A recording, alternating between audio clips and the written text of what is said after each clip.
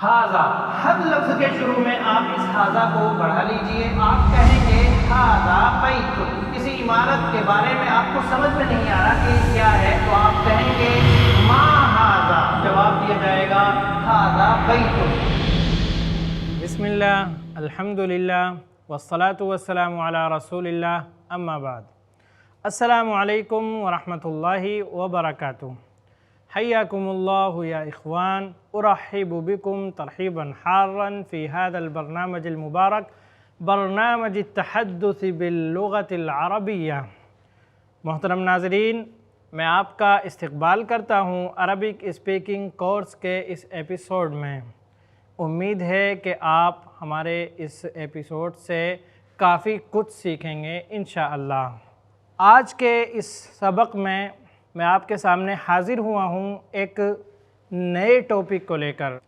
नाज़रीन किराम, अब तक हमने जिन अल्फाज को लेकर जुमले बनाए उसमें अब तक सिर्फ नाउन होता था।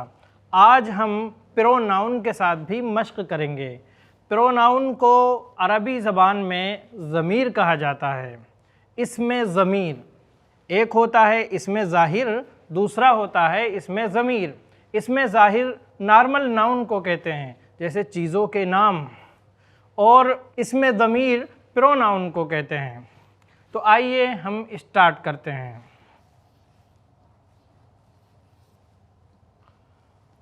ज़मीर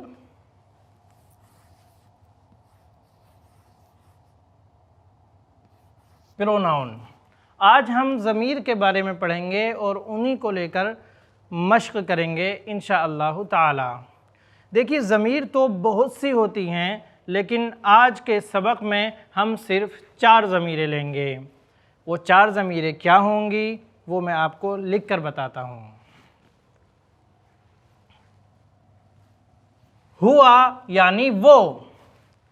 अब वो में चीज़ भी हो सकती है और कोई शख्स भी हो सकता है। दोनों के लिए अगर वो मुज़क्कर हैं यानी मैस्कुलिन है तो उसे हुआ हम बोलेंगे। और दूसरा आता है हिया।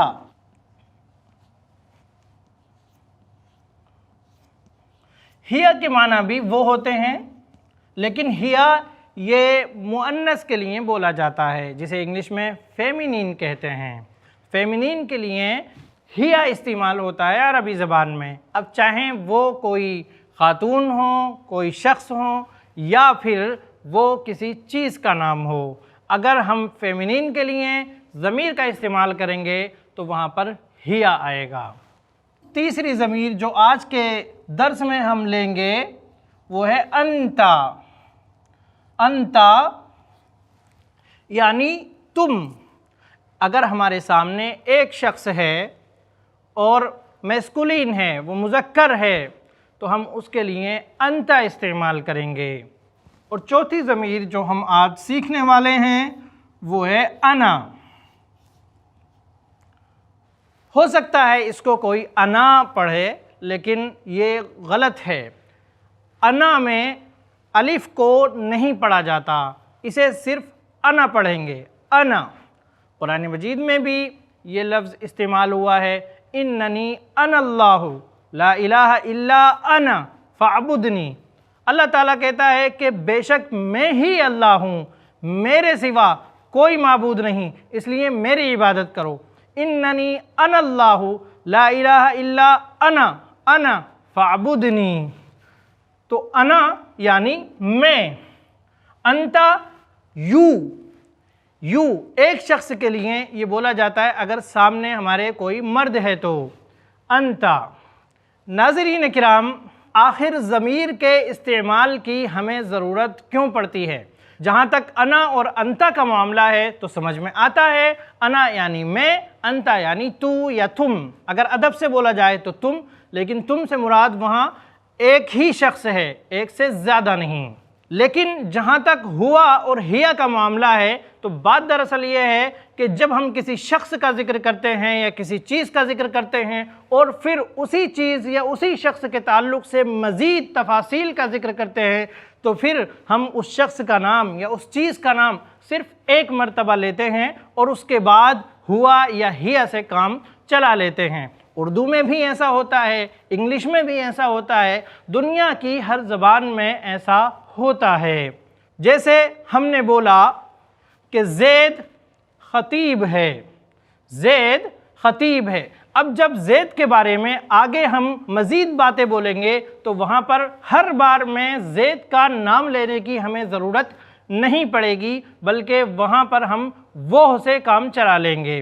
زید خطیب ہے، وہ امام بھی ہے، وہ شاعر بھی ہے، وہ ایک اچھا مدرس بھی ہے، وہ ایک اچھا کاروباری بھی ہے۔ تو دیکھا آپ نے، شروع میں تو ہم نے اس کا نام لیا، لیکن بعد میں ہم نے صرف وہ کہہ کر کام چلا لیا۔ تو اسی طریقے سے عربی میں بھی ہوتا ہے کہ پہلے کسی کا نام لیا جاتا ہے، اس کے بعد ہوا کا استعمال ہوتا ہے اور مزید تفاصیل ذکر کی جاتی ہیں۔ اور اگر کوئی خاتون ہے یا کوئی فیمینین ہے، کوئی چیز ہے، تو پھر وہاں پر ہم ہیا کا استعمال کرتے ہیں۔ تو آئیے ہم اس کو لے کر جملے بنانے کی مشق کرتے ہیں۔ یہاں پر ہم ایک جملہ لکھتے ہیں جو سوال کی صورت میں ہوگا، این محمد، این محمد۔ اس سے پہلے بھی ہم اس طرح کے سوال کو پڑھ چکے ہیں اور سن چکے ہیں، این محمد، محمد کہاں ہے؟ تو اس کے جواب میں ہمیں یہ کہنا ہے، ہوا فی المسجد، ہوا فی المسجد۔ سوال کے جواب میں ہم نام کا ذکر بھی کر سکتے ہیں، لیکن یہاں پر ہم ضمیر کی مشق کرا رہے ہیں، اس لیے ہم ضمیر کے ذریعے سے جواب دیں گے۔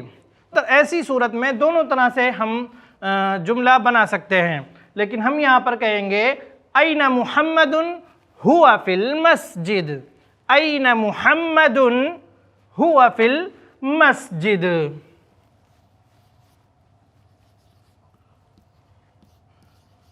اسی طریقے سے اگر ہم کسی خاتون کے بارے میں سوال کرتے ہیں، این فاطمۃ، این فاطمۃ، اور ہمیں اس کے بارے میں کہنا ہے کہ وہ مسجد میں ہے، تو ہم کیا کہیں گے؟ ہم ہوا کو ہیا سے بدل دیں گے، ہیا، ہیا فی المسجد، ہیا فی المسجد، یعنی فاطمہ مسجد میں ہے۔ ناظرین اکرام، اسی طریقے سے اگر کسی چیز کے بارے میں سوال کیا جا رہا ہے، تب بھی اگر وہ مذکر ہے یعنی میسکولین ہے تو ہم اس کا جواب ہوا کے ذریعے سے دے سکتے ہیں، اور اگر وہ فیمینین ہے یعنی مؤنث ہے تو ہم اس کا جواب ہیا کے ذریعے سے دے سکتے ہیں۔ جیسے پوچھا جائے این الدلو، دلون کے معنی ہوتے ہیں بالٹی، این الدلو، تو آپ کہہ سکتے ہیں ہوا فی الحمام۔ این الجوال، آپ کہہ سکتے ہیں ہوا فی الجیب، ہوا فی الجیب، یعنی وہ سے مراد یہاں پر کیا ہے؟ جوال ہے، ہوا فی الجیب، وہ جیب میں ہے۔ اب اسی طریقے سے اگر مؤنث کے بارے میں سوال ہو، این الساعۃ، گھڑی کہاں ہے؟ دیکھیے عربی زبان میں جس لفظ کے آخر میں گولتا آ جاتی ہے وہ لفظ مؤنث ہو جاتا ہے۔ جیسے ساعتن، تو آپ نے دیکھا یہ جو ہے گولتا ہے، تو یہ لفظ مؤنث کہلائے گا، فیمینین کہلائے گا۔ اگر ہم سے کوئی پوچھے این الساعۃ، تو ہم اس کا جواب اگر ضمیر کو استعمال کرتے ہوئے دیں گے تو ہم یہ نہیں کہیں گے ہوا علی الجدار، بلکہ یہ کہیں گے ہی علی الجدار، ہی علی الجدار۔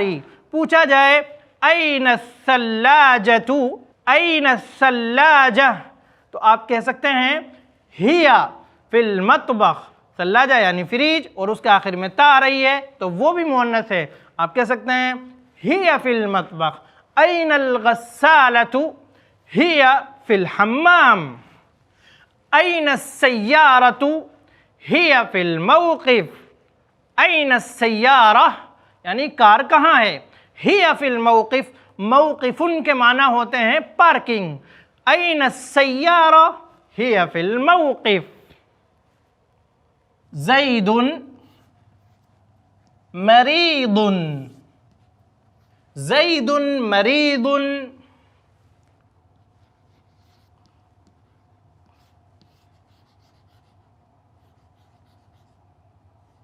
فی المستشفى، ہمیں کہنا ہے کہ زید بیمار ہے اور وہ اسپتال میں ہے، تو کس طریقے سے کہیں گے؟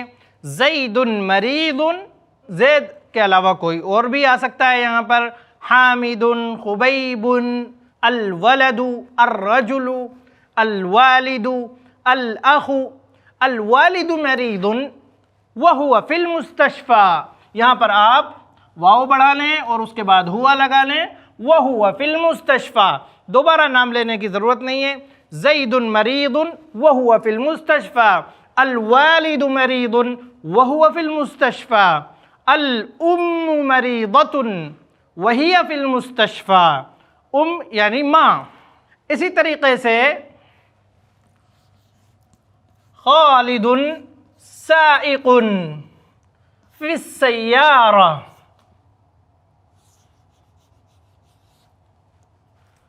خالد سائق، سائق کے معنی ہوتے ہیں ڈرائیور، خالد سائق، خالد ایک ڈرائیور ہے۔ اب ہمیں یہ کہنا ہے وہ گاڑی میں ہے، وہ کار میں ہے، تو کس طریقے سے کہیں گے؟ ہوا فی السیارہ، یہاں پر ہم ہوا کا اضافہ کر لیں گے، ہوا فی السیارہ، وہ کار میں ہے۔ اسی طریقے سے ہم کہنا چاہتے ہیں فی الماء سمکن، پانی میں مچھلی ہے، اب ہمیں کہنا ہے وہ زندہ ہے، تو کس طریقے سے کہیں گے؟ وَهُوَ حَيٌّ، حیٌّ کے معنی ہوتے ہیں زندہ۔ اللہ کے ناموں میں سے بھی ایک نام الحیّ ہے، الحیّ۔ آیت الکرسی اگر آپ کو یاد ہوگی تو اس میں آپ نے پڑھا ہے اللہ لا الہ الا هو الحی القیوم، اسی سے بہت سے لوگوں کے نام ہوتے ہیں، عبد الحی، حی کے معنی ہے زندہ، تو اللہ زندہ ہے، اس کی زندگی مکمل ہے، ہم بھی زندہ ہیں لیکن ہماری زندگی ناقص ہے، ہمیں موت سے دوچار ہونا پڑے گا، جبکہ اللہ کو نہ نیند آتی ہے، نہ اونگ آتی ہے، اور نہ اسے موت سے ہی سابقہ پڑے گا، تو اللہ حقیقت میں حی ہے۔ تو ہمیں کہنا ہے فی الماء سمکن وہو حی، پانی میں مچھلی ہے اور وہ زندہ ہے۔ اور اگر ہمیں یہ کہنا ہو کہ وہ مری ہوئی ہے تو ہم کہہ سکتے ہیں وہو میت یا میت، پانی میں مچھلی ہے وہو میت، اور وہ مری ہوئی ہے۔ اسی طریقے سے ہم کہہ سکتے ہیں ساجد طباخ ہوا فی المطبخ، ساجد ایک باورچی ہے، ایک پکانے والا ہے، طباخ طبخ سے بنا ہے، طباخ یعنی پکانے والا، ساجد طباخ ہوا فی المطبخ، نام دہرانے کی ہمیں ضرورت نہیں ہے۔ الماء فی الثلاجہ، الماء فی الثلاجہ وہو بارد، پانی کہاں ہے؟ فریج میں ہے اور وہ ٹھنڈا ہے، الماء فی الثلاجہ وہو بارد، الشائی علی الموقد، شائع یعنی چائے چولہے پر ہے اور وہو حار، الشائی علی الموقد وہو حار۔ اسی طریقے سے اگلا جملہ ہے علی المکتب قلم، ٹیبل پر ایک پین ہے، علی المکتب قلم وہو مکسور، اور وہ ٹوٹا ہوا ہے، علی المکتب قلم وہو مکسور، فی الجیب جوال وہو مکسور۔ ناظرین کرام، اب تک ہم نے جو بھی مشق کی وہ ہوا یا ہیا کو لے کر تھی، آئیے اب ہم کچھ انتا اور انا کو لے کر بھی مشق کر لیتے ہیں۔ انتا یعنی تو یا تم، اگر ادب سے بولا جائے تو تم، اور اگر اس کے معنی کا خیال رکھتے ہوئے بولا جائے تو یعنی ایک شخص، اگر ایک شخص ہمارے سامنے ہے تو اس کے لیے انتا بولیں گے، اگر ایک سے زیادہ ہے تو اس کے لیے دوسرا لفظ آتا ہے جو وقت آنے پر آپ کو بتا دیا جائے گا انشاءاللہ، لیکن فی الحال ہم یہاں پر انتا اور انا سے بحث کریں گے۔ اگر آپ کو کسی سے یہ پوچھنا ہے کیا آپ شادی شدہ ہو تو آپ کس طریقے سے پوچھیں گے؟ آئیے میں لکھ کر سمجھاتا ہوں۔ شادی شدہ کو کہتے ہیں عربی زبان میں متزوج، متزوجن۔ اب اس سے پہلے آپ انت لگا دیں اور اس سے پہلے سوال کرنے کے لیے حل لگا دیں۔ اگر آپ کو کسی سے پوچھنا ہے کیا آپ نے شادی کر لی، آپ شادی شدہ ہیں، تو آپ کہیں گے هل انت متزوج، هل انت متزوج، یعنی کیا آپ شادی شدہ ہیں۔ اب اگر کوئی شخص یہی سوال آپ سے کر دے تو آپ اس کا جواب کس طریقے سے دیں گے، آئیے وہ بھی ہم دیکھتے ہیں۔ سوال دو طریقے سے دیا جا سکتا ہے، یس اور نو، ہاں یا نہیں۔ تو عربی میں ہم کہیں گے اگر ہمیں ہاں میں جواب دینا ہے، ہم نے شادی کر لی ہے، تو ہم کہہ سکتے ہیں نعم، نعم انا متزوج۔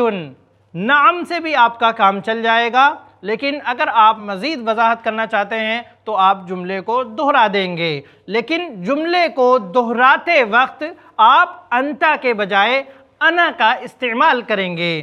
ظاہر سی بات ہے جب آپ سے سوال کیا جائے گا کیا تم شادی شدہ ہو، تو پھر آپ تم کو جواب میں نہیں رکھیں گے، شادی شدہ کو آپ جواب میں رکھیں گے، لیکن تم کی جگہ آپ میں کا پریوگ کریں گے۔ تو اگر آپ کو اس جملے کا، اس سوال کا جواب دینا ہے تو کیا کرنا ہے ہمیں؟ نعم، نعم ہاں، انا متزوج، هل انت متزوج؟